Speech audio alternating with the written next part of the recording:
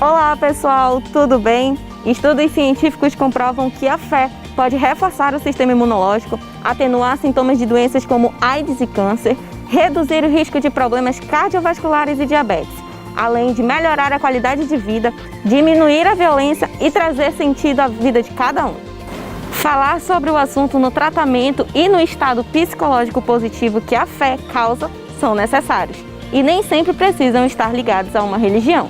E é isso que o cenário diversidade dessa semana vai trazer. Doenças versus fé. Ficou interessado? Então vem com a gente.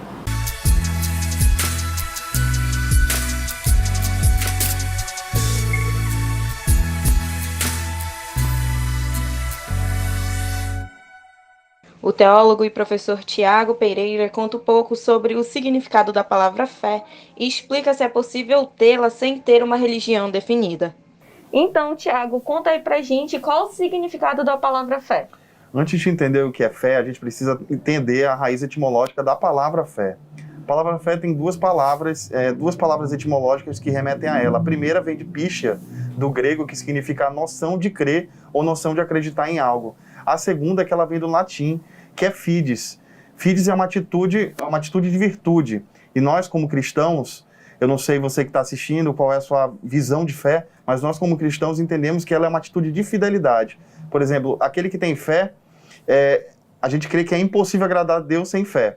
E a Hebreus capítulo 11, verso 1 diz assim, que ora, a fé é a certeza de coisas que se esperam, a convicção de fatos que não se veem. A fé, na verdade, é aquela bomba propulsora que faz com que nós não venhamos ter dúvida de nada. Por exemplo, quando o cristão ele lê algo, quando o cristão ora algo, ele não ora com dúvida, ele ora acreditando que aquele ser superior do qual ele acredita vai fazer algo. Isso é fé. E conta aí pra gente, pra mim, que tenho essa dúvida, e pra quem tá em casa, qual a diferença de fé e religiosidade? Bom, fé, como eu havia falado, fé é algo voluntário. A fé, ela vem de duas palavras etimológicas, e fé tem uma diferença de religiosidade. O religioso é o indivíduo que é preso a um sistema dogmático, a um sistema filosófico, a um sistema religioso, e ele segue aqueles ritos. Por exemplo, nós vivemos numa cultura laica no país, onde as religiões predominantes são os evangélicos e os católicos.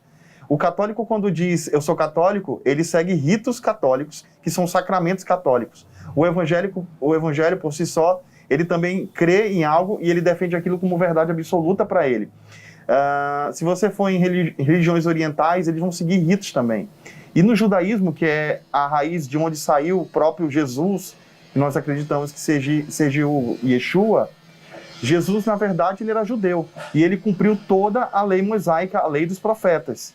Tem uma diferença? Tem. O religioso em si, ele fica preso a um sistema, ele segue aqueles padrões religiosos, enquanto a fé, ela é universal. Eu posso crer tanto em Jesus, como eu posso crer em outra divindade, dependendo da religião que eu creio. E conta pra gente também, é possível ter fé sem ter uma religião? Essa é uma pergunta interessante. Eu sempre costumo falar dentro dos seminários teológicos que o próprio Jesus, ele não veio fundar religião nenhuma. Jesus não veio trazer placa nenhuma. A história conta, se a gente for estudar, existe um livro muito bom de um escritor, um teólogo chamado Richard Rosley. Ele fez um livro chamado Jesus e o Império. E ele fala que a morte de Jesus não foi apenas por meus e os teus pecados, que é aquilo que nós ensinamos. Por si só, isso já seria maravilhoso. É um dos motivos, sim. Mas Jesus morreu também por uma causa política. Ele era um ser político nesse ponto. Tudo é política. E o que acontece? Tem como ter fé fora do ambiente religioso, não é isso a pergunta? Se a pessoa pode ter fé sem ter uma religião. Sim, é possível. A gente pode pegar um exemplo, e é bem curioso, do grande escritor Friedrich Nietzsche, que é conhecido como ateu. Friedrich Nietzsche fez o livro O Esse Homo, assim falou Zaratustra. E ele defendeu aquilo como verdade absoluta porque era aquilo que ele acreditava. E ele era tido como ateu. Então, é possível você ter fé em algo, independente da religião do qual você segue. A fé, ela ajuda realmente nessas doenças, quando as pessoas estão nos hospitais? A fé realmente ajuda? E de que maneira ela ajuda? Tem estudos científicos já comprovados pela Universidade de Cambridge, de Oxford, de Yale, que provam que pelo menos 30% de cargas virais, inclusive do HIV, eles são reduzidos com a questão da fé. A fé é a bomba propulsora para aqueles que estão com trabalhos de quimioterapia e radioterapia. O grande oncologista Fernando Maluf, que já esteve até num programa de uma emissora do Brasil de grande audiência, ele prova numa tese de doutorado que a questão da doença ela pode ser reduzida em fator da fé, porque a fé ela te faz se tornar mais introspectivo, a te trazer mais para aquela questão espiritual. E tem uma grande diferença também. A pessoa que tem costume de alguma religião, ele segue alguma religião, normalmente ele vai seguir aqueles padrões. E tem muitas religiões que prezam muito pela saúde e bem-estar. É como se uma pessoa de academia que tivesse uma vida fitness. A pessoa que tem uma vida fitness, normalmente ela não toma café. A pessoa que tem a vida fitness, ela não toma refrigerante, porque ela sabe que o refrigerante tem caramelo 4 e é um dos propulsores a ter doenças cancerígenas. E assim é a fé. A religião, ela está intimamente ligada à saúde física e mental. Até parece paradoxal a associação entre ciência e fé. Mas vários estudos científicos já comprovaram que toda pessoa que acredita em um ser superior tem a tendência de responder bem às doenças. Verificamos isso nessa pandemia. Se vocês prestarem atenção, a pandemia mostrou que todos nós somos vulneráveis a esse vírus. E o que a população fazia quando seu paciente estava internado no hospital? Fazia corrente de oração lá fora, na praça ou no portão dos hospitais. Isso daí caracterizando que quando você acredita em um ser superior, você tem uma resposta, na maioria das vezes, uma resposta boa.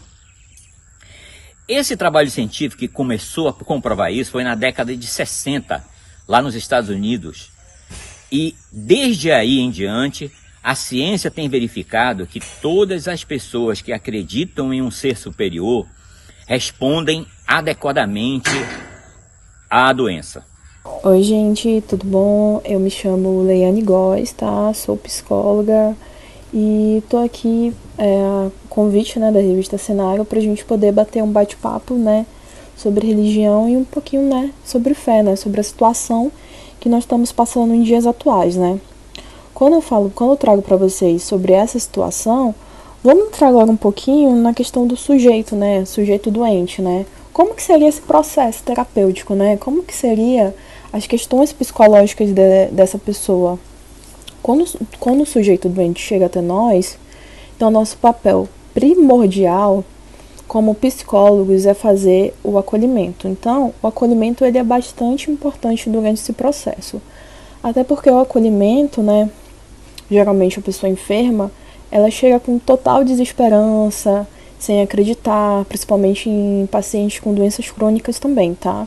Então a gente precisa fazer todo esse trabalho árduo, né, cognitivo também, né, fazendo com que ele entenda todo esse processo, fazendo com que ele entenda todo esse processo terapêutico das sessões que ele vai passar, para a gente poder fazer a remissão desses sintomas. Então, ou seja, para aqueles sintomas ficarem bem mais leves e ele ter uma qualidade de vida melhor, né. Sabemos que a nossa situação hoje em dia em relação ao Covid foi bastante, como posso dizer, difícil, né, gente? Foi bastante difícil essa nossa situação. E assim, vimos muita gente morrer, perdemos parentes, perdemos amigos, né? Perdemos N pessoas, até mesmo pessoas que a gente quase não tinha tanto contato, né? Sempre que a gente pegava assim no celular, no WhatsApp, nas redes sociais, a gente via alguém que a gente conhecia morrer, né? Então a gente passou por um processo de luto bastante grande e, querendo ou não, foi um luto não preparado, né? Porque ninguém estava preparado para essa situação. Então foi uma situação que chegou assim do nada. Então quando a gente trata dessas questões da pandemia, né, hoje em dia, lembrando que desde o início eu sempre prezo muito a questão do acolhimento. Então de início o acolhimento ele é bastante principal, né, componente, ainda mais hoje em dia com as famílias, né? Com as famílias de pessoas que foram entubadas, de pessoas que foram internadas, né, infelizmente foram infectadas pelo vírus, né, tem aquela questão, né, hoje em dia da ansiedade, da depressão, cresceu bastante, São sintomas recorrentes que nós temos hoje em dia, que a gente atende dentro do consultório, pessoas muito mais ansiosas devido a essa pandemia, né? É a questão, gente, do medo, né? Medo do que a gente não sabe, medo do invisível, né? E aí, gostou do primeiro bloco? Então não sai daí que no próximo bloco nós vamos conversar com a Daniela e com a dona Valquíria, que vão contar aí um pouquinho sobre a aproximação delas com a fé.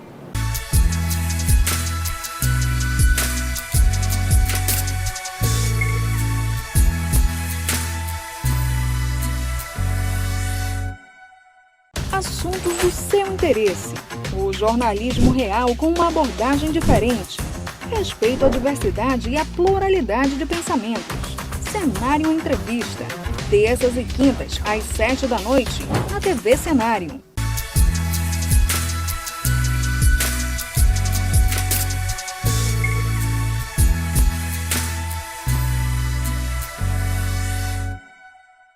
Em um momento em que o mundo vive uma pandemia, a mentora em comunicação e oratória Daniela Cardoso conta sobre o período em que a mãe, a dona Valquíria, pegou Covid-19 e relata sobre a dificuldade em ajudar a mãe e a forma como ela e a família se aproximaram ainda mais da fé durante esse período. Eu cresci ouvindo que a fé move montanhas, que o milagre é o estilo de vida de Deus, que o milagre existe de verdade. E eu sempre cresci acreditando nos pequenos milagres. Amanhecer, uma pequena vitória que você consegue, pequenas comemorações, tudo eu encarava como milagre. E eu achava que realmente eu entendia isso como um milagre altamente poderoso. Mas foi quando a gente experimentou o não ter nada para fazer, o não conseguir nada, o não ter nada humano possível, que a gente viveu de fato o que é o milagre. Foi aí que eu entendi na vida, na pele, vivendo as emoções, o que é realmente esse milagre. Que é quando você não tem absolutamente nenhuma chance humana, não tem nenhuma chance real, e vem o sobrenatural, o divino, e opera esse milagre. E foi isso que a gente fez ao passar por tudo o que aconteceu na nossa família, quando a minha mãe ficou doente, e a gente já tinha feito tudo que podia ser feito em casa, porque ela ficou muito doente de Covid em janeiro, no período da crise de oxigênio no Amazonas, e não tinha nada que a gente pudesse fazer, porque ela estava usando oxigênio no nível 7, nível 9, e o oxigênio ia acabar. Ela já tinha tomado várias injeções, inclusive medicações que estavam sendo utilizadas, aplicadas em pacientes que estavam em UTI. Ela estava usando essas mesmas medicações em casa e não havia nada que a gente pudesse fazer. O que a gente fez, e ela piorando, chegou à saturação de 52 em casa. 52, estando em casa, era algo assim surreal. Porque quando a gente conta uma história dessas, pessoas dizem, mas isso foi possível? Mas ela está viva? E quando ela estava muito fraca, ela já não estava reagindo, ela já não falava mais. A gente tinha que carregar ela para fazer alguma coisa. Cada movimento a gente tinha que virar. E ela estava enfraquecendo naquele momento, e a gente foi buscar em Deus, buscar no sobrenatural, buscar numa força superior, dizer assim, a gente precisa de um milagre. Se a gente não tiver um milagre agora, ela vai morrer. E naquela noite, eu me recordo que nós nos reunimos num conselho das filhas, dizendo assim, o que você se sente mais culpada? Você vai se sentir mais culpada se ela morrer em casa ou se ela morrer no hospital? E todas nós respondemos que nós nos sentiríamos muito mais culpadas se ela morresse no hospital, porque ela não queria ir para o hospital de jeito nenhum. E nós testemunhamos o milagre, que ela está aqui hoje, o milagre tendo saturado 52 em casa. Na realidade, a fé é a coluna que sustenta a nossa vida. Sem fé é impossível agradar a Deus. Então nós temos que ter fé. Fé é muito importante. Fé faz parte da obediência a Deus. E eu sou grata a Deus por isso. Eu sou grata a Deus porque Ele me deu mais oportunidade de vida. Eu tenho coisas que eu nem sabia e que eu só, como coisas que ela falou aí, dizendo que quando na hora da oração elas colocavam o aparelhinho e eu saturava melhor. Isso eu estou sabendo nesse momento, Porque tem coisas que elas me disseram muito depois. Eu nem sabia que eu estava indo embora. Mas glória a Deus, assim, porque muitas pessoas se uniram numa grande corrente de oração e hoje eu estou aqui contando, vivenciando que vivenciei esse milagre. E glória a Deus por isso, só tenho a agradecer a Deus. A gratidão minha é muito grande por Ele. Eu digo que agora, parece que a ficha cada dia vai caindo. Ela sentou assim no meio das minhas pernas na cama, eu segurei ela apoiou o corpo em mim. E a minha irmã, a gente colocou uma música, né, um louvor, e nós estávamos fazendo oração. E a gente colocava, orando o tempo inteiro, e colocava o aparelhinho, o oxímetro, a saturação baixando. E a gente continuava fazendo a oração, colocava o oxímetro, a saturação baixando. Aí teve uma hora que eu olhei para minha irmã, e a gente disse assim, não olha mais, não olha mais. Aí eu lembro que nessa hora que a gente falou, não olha mais, que a gente passou um tempão sem olhar, ela estava com 62. E nos orientaram que se ela ficasse muito tempo abaixo de 80, era para levar para o hospital. Mas como que a gente ia levar para o hospital se não tinha vaga? Não tinha vaga em lugar nenhum. O que a gente ia fazer? Então, o que nos restava era pedir o milagre. E nós acreditamos e pedimos esse milagre. E fomos agraciados. E nós sabemos que muitas famílias não conseguiram ter esse milagre. E que elas oraram, e que elas pediram, e que elas clamaram. E que foi muita corrente de oração, muita gente pedindo e muitas famílias sofrendo. E a gente sabe quão privilegiados nós somos, porque nós conseguimos esse milagre. Nós não sabemos por qual motivo outras pessoas morreram e a gente conseguiu que na nossa família, que a nossa mãe estivesse conosco. Mas nós sabemos que é uma bênção de Deus e nós somos gratas por isso. E oramos pelas famílias que não conseguiram. E depois como sequela de Covid, ela também teve muitas complicações. A glicose subia e baixava, a pressão subia e baixava muito rápido, era questão de minutos. A hora que a glicose estava em 17, a pressão estava em 17, depois baixava para 7. E a gente agradecendo todo dia, é mais um milagre, é mais um dia, mais um milagre, e mais um dia, mais um milagre. Foi muito importante também, na hora que eu estava indo, como elas dizem, né? Uma pessoa ligou na hora, naquele momento do desespero, e ela começou a orar com a gente. Foi uma coisa muito bonita que aconteceu. E ela disse, gente, começou a orar e disse, gente, se perdoem, vocês tiverem que se perdoar, se perdoem.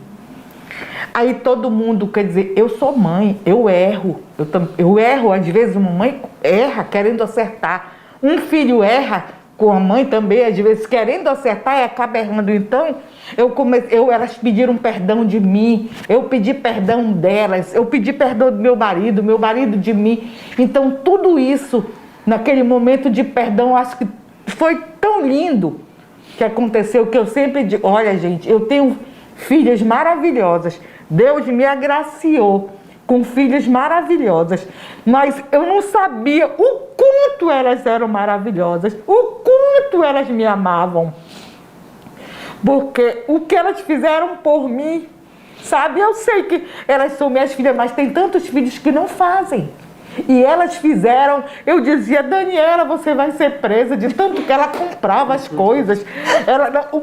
No começo ela comprou um cilindro de 5 mil e poucos reais. Entendeu? Eu dizia, minha filha, você vai ser presa, minha filha, porque, sabe?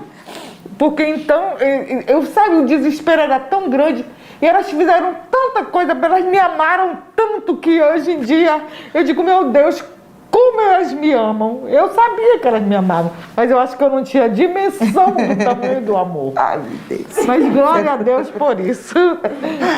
E aí, gostou do cenário de diversidade dessa semana? Deixa aqui pra gente nos comentários o que você achou. E a gente se encontra na próxima semana. Até logo!